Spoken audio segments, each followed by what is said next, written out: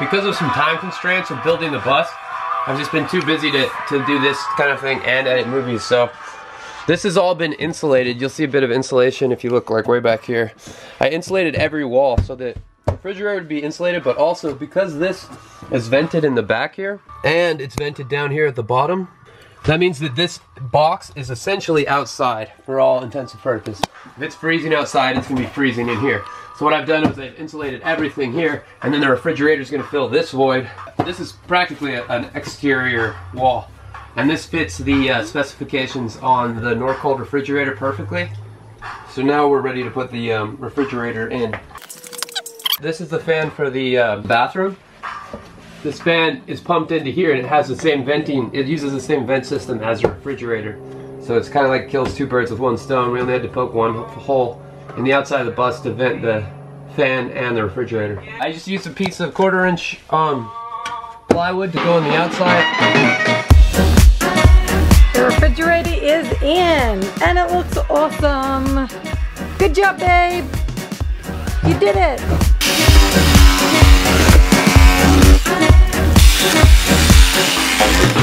Now, because we didn't plan properly, we didn't make a plan for how to run our cold and hot water to the other side of the building without having the tubes running through the place. We don't want to do it over the head because the overhead is so thin. So what I'm doing now is I'm just cutting out a 6-inch strip so that we can run propane and hot water and cold water under the ground here. I'm just going to cut out the insulation, the boards. I'm going to bang in some 1x material so they're halfway between these boards. That way I'll be able to set this guy back in there when I'm all done. And there'll be a piece of 1x here and a piece of 1x here, which will maintain the structural stability of it, but at the same time give us a nice fat channel in order to run anything we want. We know right now it's going to be hot water, cold water, and propane. But maybe if there's some need to run electricity across the place, then we'll use this little conduit space as well. If you thought that we should have planned more in depth before, this is the point where you get to say, I told you so.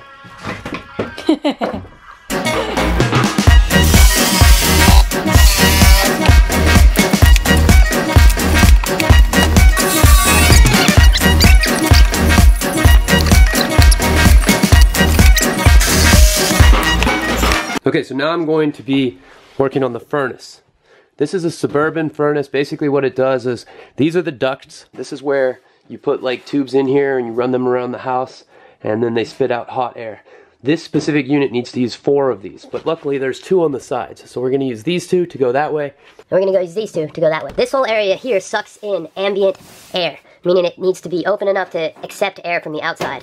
That's what this does. So we can't have this enclosed in an area that's not ventilated. This needs to have at least 55 square inches of ventilation. I plan on just building a little cabinet that just wraps this thing up, but then it's just going to have like slices in it so that air comes through here, but people don't put their hands in there or something like that.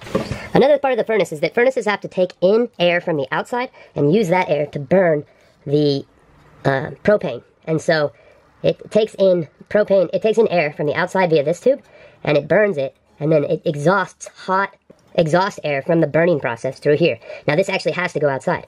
Another day, another bus conversion with our buddy Erik Snare in the house.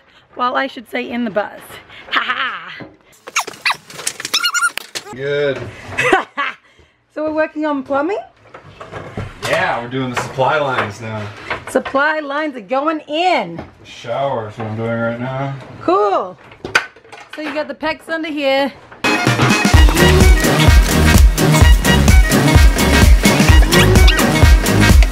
What are we doing right now, Snacky? The water for the shower. The water for the shower.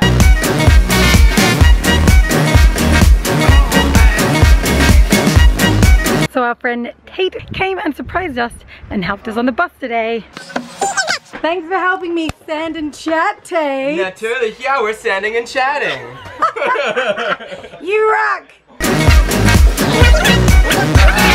It is time to cut the washer dryer vent.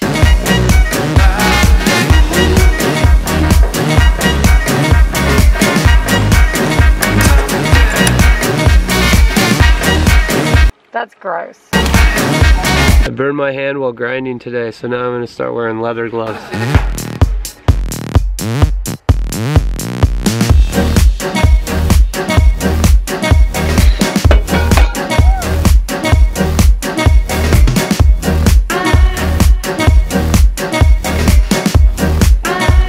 tired of this.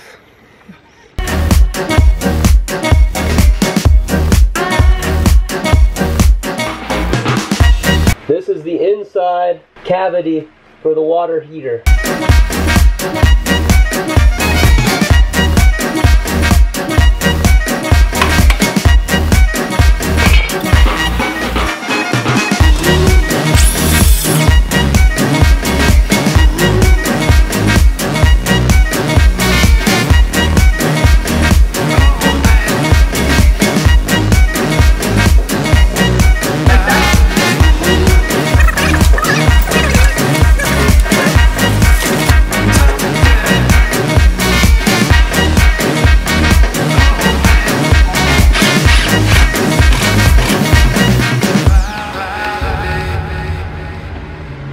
So right now, what we're doing is going to drill another hole. I'm thinking that it's going to go right here. This is going to be an upside down 2-inch hole saw drill, so it's going to be very dirty and uncomfortable. But the good news is, we'll be able to run these 2 wires through. These 2 wires go to the battery bank, which is in the bus, from there to the inverter, and they also will pass with the wire that we'll use for the alternating current sub panel that we have in there. We'll be able to connect the inverter to the batteries, to the solar panels, to the solar controllers and everything. And so theoretically we might have AC solar power by the end of the day. But I don't like making predictions anymore because they're almost always wrong. So, still working on it. 2-inch hole saw, here we go.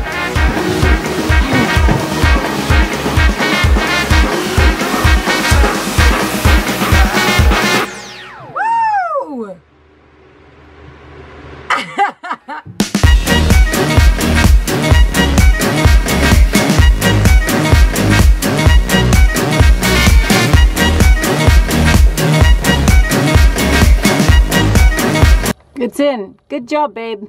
So this is an inverter bay that I built. I cut a hole in here. I welded some stuff together, hung this, and I drilled a hole, a 2-inch hole through the back of this, and we ran wire over what's the old battery bank for the old bus, and then up under the refrigerator. The wire under the refrigerator we have our battery bank, and then the battery bank, and then we have conduit that goes under into our sub panel on the opposite side of the bus. And right now we just finished running the wire. So this is the wire to the solar controller, and then which tells the inverter whether or not to charge the bus. This is the wire that the inverter converts from DC, from the battery bank, to alternating current. And then this is the one that runs our alternating current to the sub panel. So this inverter here takes the DC power and turns it into alternating current power. It will run through a sub panel. And all the 110 volt things that you plug your house into. And that's how this thing's going down. It's been a really big project. I thought that this would take a day or two, and it's taken about a month. A day or two. I literally thought it was going to take a day. This is the inverter that I'm going to install. It's got information in here. You see AC in out, out 2, out 1, AC in 2, in 1. What we're trying to do is connect the AC out. Now this diagram represents this 6. So what I'm going to do is strip this wire, which runs up to the sub panel, and insert it into here. One's going to be ground, one's going to be hot.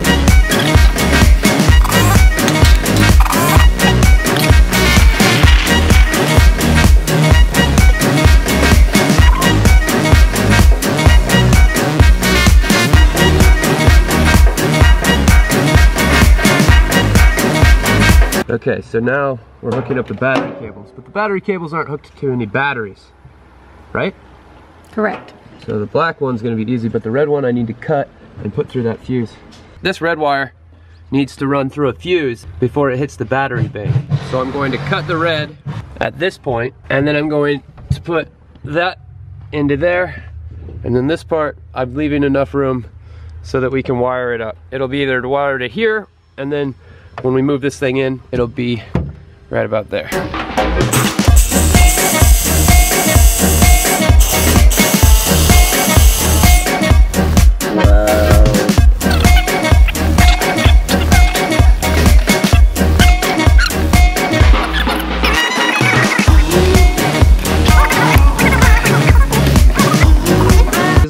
This is the red cable. We cut it in half with a sawzall here. You saw that. Then we're put it in with an Allen key, and then we put this plastic casing back on. Party, party. This is a test.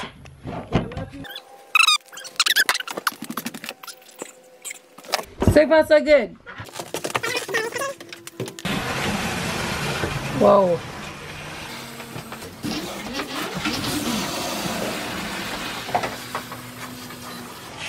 Sounds like so much water. We got the sink at the restore, but we only want one, but we came with two, so we're making it one.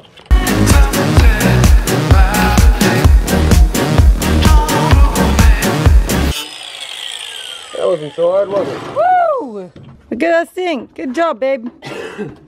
Snurky, thanks for helping us on the bus this weekend. Bet. You rock. Special thanks to our legendary lifesaver friend, Erik Snare. You probably remember him from a few previous episodes. He's been up here helping us out with the bus for the last 2.5 days, working on plumbing, electrical, cabinetry. We made a lot of progress and the bus is looking fantastic. So we're really happy about the last 2.5 days. We couldn't have done it without Erik. Thank you, Erik. You rock. And for the record, thanks to our awesome friends Miles and Melanie Beckler for this send out card and these delicious gourmet fudge brownies. You guys rock. Thank you for the encouragement and support. You know how to make us happy. Bus conversion people. Thanks, guys.